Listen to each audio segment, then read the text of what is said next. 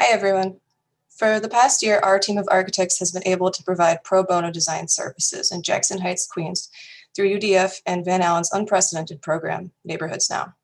I'm going to start off this presentation by sharing some examples of what we believed worked well for us during this project. First off, coming into a diverse, primarily immigrant community, there was a lot of initial mistrust. The outcomes of this project are indebted to the dedicated involvement of our local partner, the 82nd Street Partnership. Executive Director Leslie Ramos provided support by personally reaching out to connect us to the community. As designers, Leslie was our main client, and we were able to support her in realizing projects for the BID's constituents and beyond through her network in the area. Secondly, we found it was very important to have established a field office in the neighborhood. This allowed us to become a familiar presence among a population that is less tech-centric and primarily responsive to in-person communication.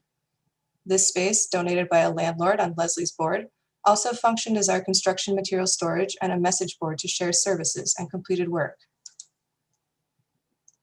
Since last June, we have worked with 24 local businesses and attempted to aid the community in accessing many of New York City's public realm programs.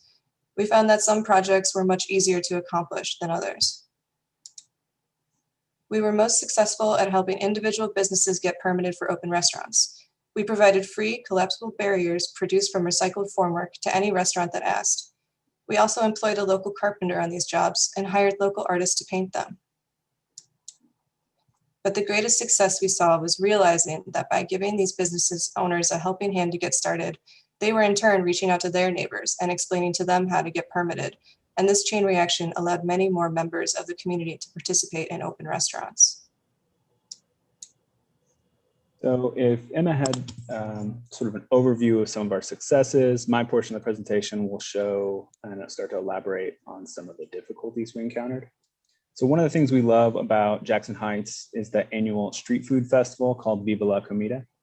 It's led by Leslie and the 82nd Street BID. It serves as a vital economic boost to restaurants and helps Jackson Heights be the destination cultural district.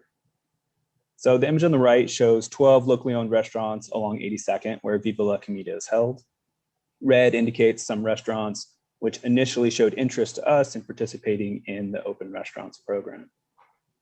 Unfortunately, 82nd Street has lost one ground floor restaurant and multiple second floor tenants during the COVID pandemic.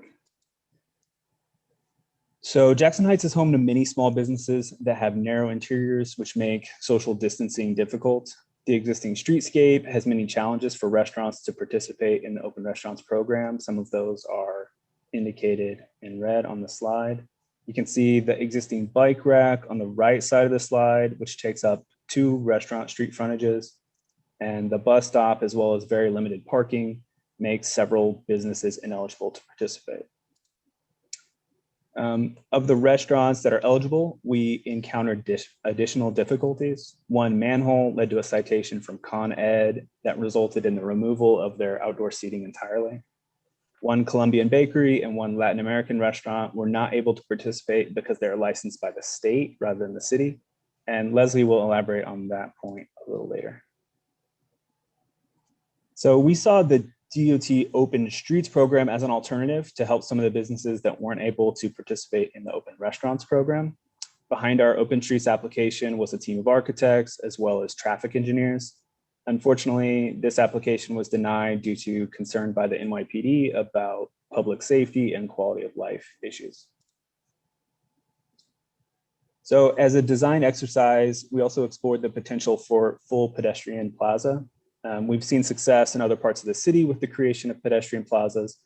And if the Open Streets application was approved and the community adopts it as a success, the plaza could be a consideration for the community at a later date.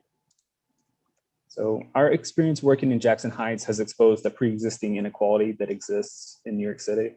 If programs and policies are not designed with the marginalized communities at the center, those programs will only continue to exacerbate the existing inequality. As we review our work over the past year, we asked ourselves how access to Open Street program could be improved.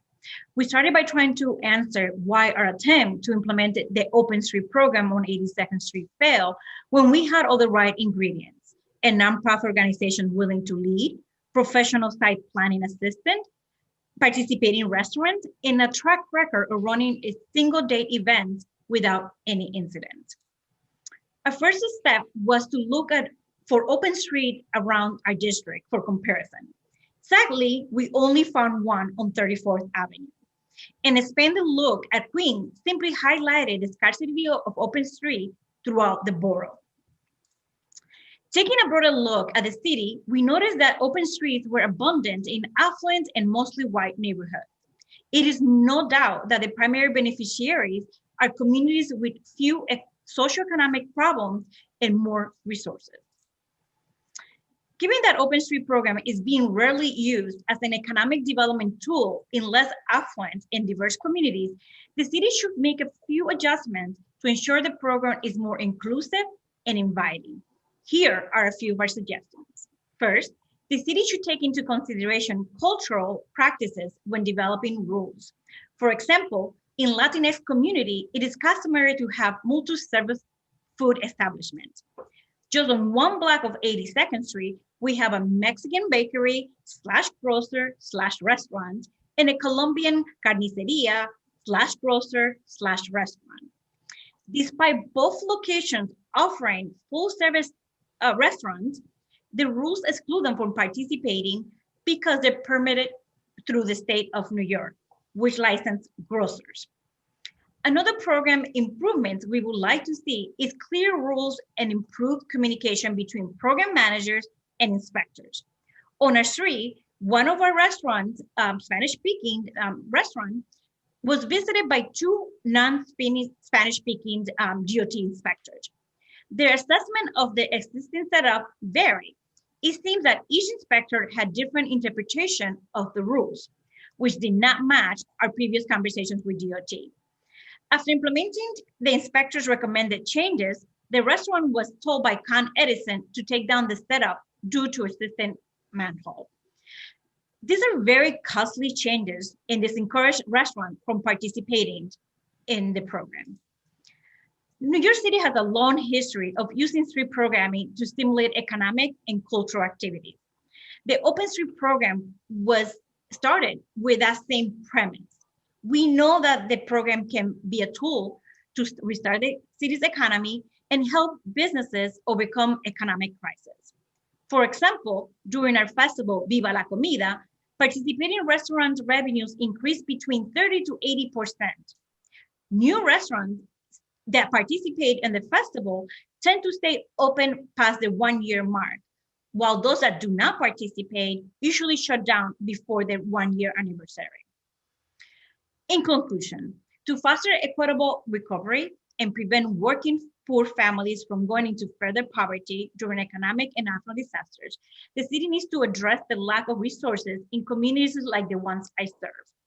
It also needs to address the social and quality of life issues that prevent disenfranchised communities from participating in programs such as Open Street. Thank you.